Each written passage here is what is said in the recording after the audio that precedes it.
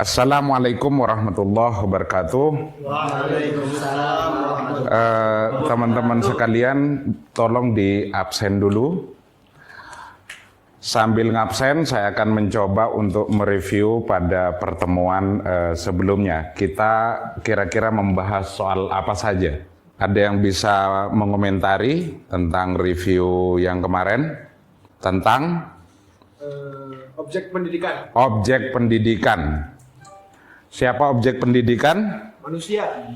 Manusia. Tujuan pendidikan? Tujuan pendidikan adalah menjadikan manusia sebagai Abdullah dan Khalifatullah. Baik, untuk kali ini kita akan membahas dan memasuki materi selanjutnya, yaitu tentang iman. Ada apa saja kosakata yang berhubungan dengan keimanan kita? Coba iman. Kita bahas soal iman. Apa saja yang terhubung dengan iman? Akidah. Yang kedua, tauhid. Apa iman itu? Iman adalah suatu yang diyakini dengan hati, dinyatakan dengan lisan, diaplikasikan dengan perbuatan. Apa perbedaannya dengan akidah? Ada yang bisa berkomentar? Baik, iman itu adalah tasdikun bil qalbi, yaitu membenarkan dengan hati, meyakini dengan hati, terus melakukannya dengan perbuatan dan mengucapkannya secara lisan. Sementara akidah itu lebih dalam lagi. Jadi pasca keimanan itu ada akidah. Pasca tauhid itu ada akidah. Wadah dari keimanan dan tauhid itu adalah akidah itu sendiri, yaitu kepastian secara total tentang keimanan dan pentauhidan. Kalau tauhid ini berbeda lagi, yaitu penyatuan. Nah, dalam iman, akidah, dan tauhid itu kita masuk yang kalau di dalam Islam adalah la ilaha illallah. Maknanya adalah tiada Tuhan selain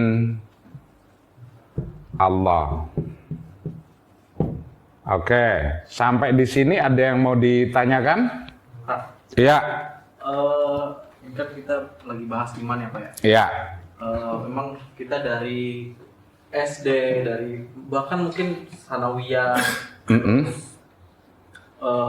pas masih MI gitu ya, diajarin tentang iman, rukun iman gitu, meyakini bahwa tiada Tuhan Allah gitu. Terus kenapa Pak di kampus juga ada materi seperti ini Pak? Apakah tidak cukup dipelajari pas sekolah, pas aliyah gitu? Oke. Baik. Inilah yang membedakan antara pembelajaran di MI, MTS dengan MA dan di kampus, yaitu soal bagaimana sih meniadakan Tuhan. Kalau di masa MI, MTS dengan MA itu tidak ada pembahasan soal bagaimana meniadakan Tuhan.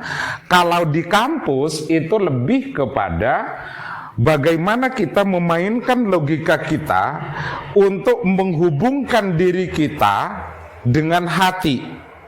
Itu adalah proses yang harus dilakukan oleh umat Islam menuju keimanannya, yaitu arahnya kepada memperkuat. Proses peniadaan Tuhan sampai menuju ilallah. Bagaimana sih meniadakan Tuhan? Jika Tuhan sudah tidak ada, lalu siapakah Allah? Ini kira-kira pertanyaan inti yang penting untuk dibahas pada pertemuan kali ini. Peniadaan Tuhan, kalau hanya dipandang secara logika, itu tidak akan pernah ketemu. Bagaimana mungkin yang sudah tidak ada, lalu ada? Kita berusaha meniadakan Tuhan, tapi kemudian Allahnya tiba-tiba ada, Allah sebagai Tuhan. Nah terus fungsi meniadakan apa? Oke. Peniadaan Tuhan, satu-satunya jalan itu bukan pakai logika, tapi pakai rasa. Pakai rasa.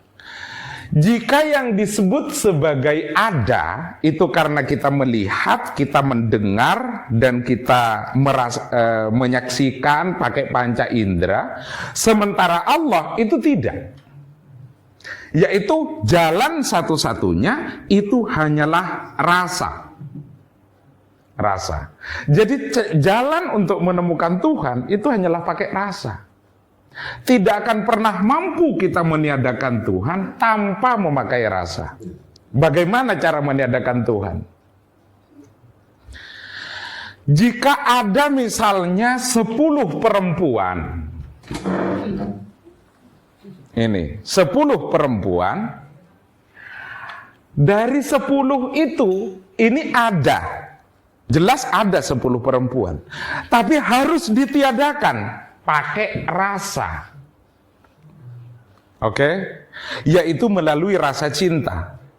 Dari 10 lahir menjadi 1. Pelan tapi pasti kita akan meniadakan yang lain. Menuju yang 1. 1 memang iya perempuan. Tapi di situ sudah terbalut menjadi cinta. Ada konsep mahabbah di situ. Ada konsep mahabbah. Nah di mahabbah inilah yang proses meniadakan Tuhan.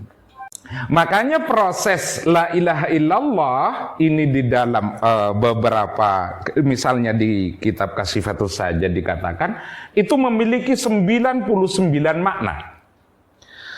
Satu saja tidak dipahami, itu maka akan diragukan keimanannya.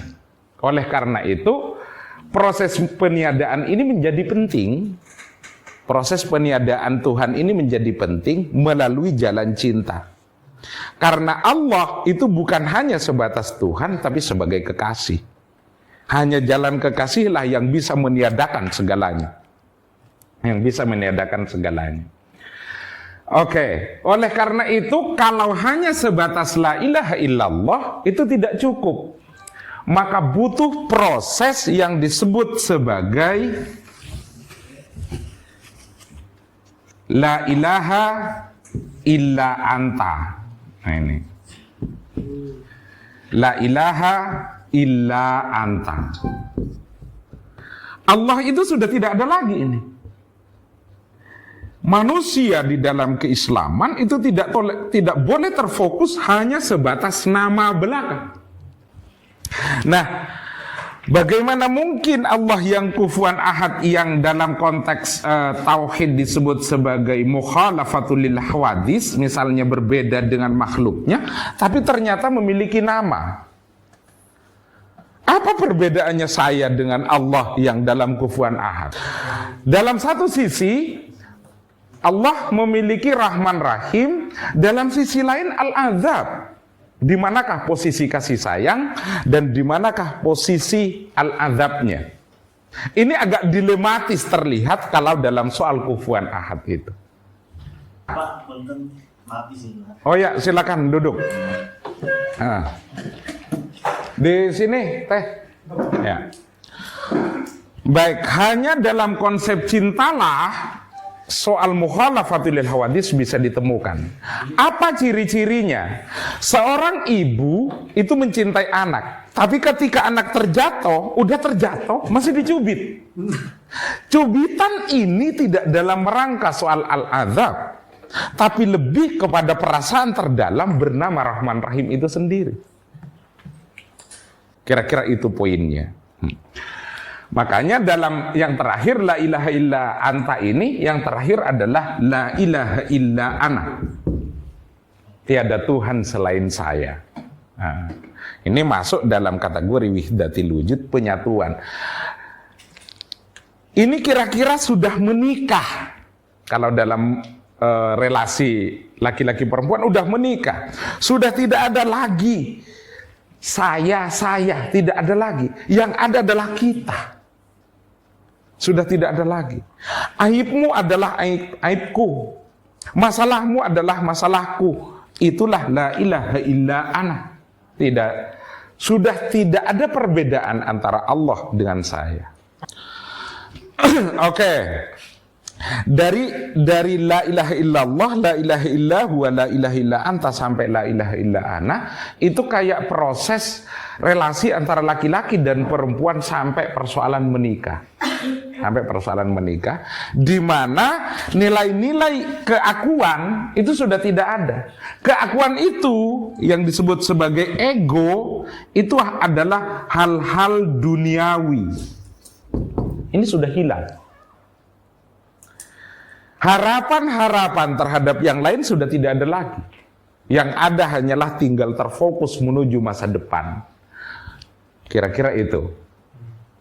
Oke. Ini jalur iman yang harus kita lalui oleh umat Islam. Jadi kita tidak dalam rangka hanya sebatas berla ilaha illallah ala anak MI, MTS, MA. Tapi bagaimana mendalami sampai kepada soal rasa. Sampai kepada soal rasa. Itulah pentingnya kita berla ilaha illallah. Proses-proses peniadaannya hanya sekali lagi melalui cinta. Dan cinta itu salah satunya adalah kul in kuntum tuhibbunallah fattabi'uni. Jadi Allah bukan hanya sebatas dipahami sebagai Tuhan, inni ana rabbuk, tapi juga aku adalah kekasih yang harusnya melalui jalur cinta itu sendiri. Oke, sampai di sini ada pertanyaan? Ya. Ya. Tadi kan sudah dijelaskan yang mengenai materi iman. Iman itu kan sudah diajarkan dari sejak MI, SD, SMP, SMA, bahkan sampai sekolah. Lalu pertanyaan saya, Pak, apa sih fungsi iman bagi pendidikan dan apa dampaknya bagi seorang pendidik itu sendiri, Pak? Oke, baik. Fungsi pendidikan, fungsi iman terhadap pendidikan adalah bagaimana kita melakukan ini semua. Di awal-awal kita masih menempatkan diri kita itu sebagai Allah, kira-kira gitu loh. Orang yang dikenali sebagai Tuhan, orang yang dikenali sebagai guru. Tapi seiring dengan berjalannya interaksi, tiba-tiba ada guru yang nyebelin, mahasiswa atau siswa yang nggak suka terhadap guru, tapi tetaplah berproses kamu dan aku, siswa dan guru, pada hakikatnya posisinya sejajar di mata Allah, posisinya sejajar di mata kehidupan dan termasuk di dalam pendidikan. Menjadi guru adalah sebuah kebetulan karena faktor lebih dulu bisa. Tapi proses di dalam keimanan dan keislaman, kita diwajibkan untuk mencari ilmu dari ayunan sampai liang lahat. Artinya apa? Anak didik kita itu harus kita tempatkan sebagai guru kita. Sampai tidak terbedakan siapa guru yang sebenarnya, karena antara satu dengan yang lain saling menempatkan orang lain sebagai guru. Makanya dari sini pendidikan harus sampai kepada posisi walaqad karramna bani Adam. Pemuliaan terhadap posisi manusia yang dalam teori-teori terakhir disebut sebagai memanusiakan manusia, menempatkan seseorang sebagai yang di dalamnya ada roh Allah yang harus dihormati, Cuma soal pengetahuan itu soal siapa yang lebih dulu. Tapi soal mulia, inna akramakum indallahi atqakum. Belum tentu gurunya lebih mulia. Kita lihat misalnya Fir'aun mendidik Nabi Musa, tapi ternyata di mata Allah lebih mulia Nabi Musa. Baik, terima kasih sudah mengikuti perkuliahan ini secara aktif dan insya Allah mendalam. Semoga ini bermanfaat. Sampai ketemu minggu depan. Saya akhiri, wassalamualaikum warahmatullahi wabarakatuh. Waalaikumsalam.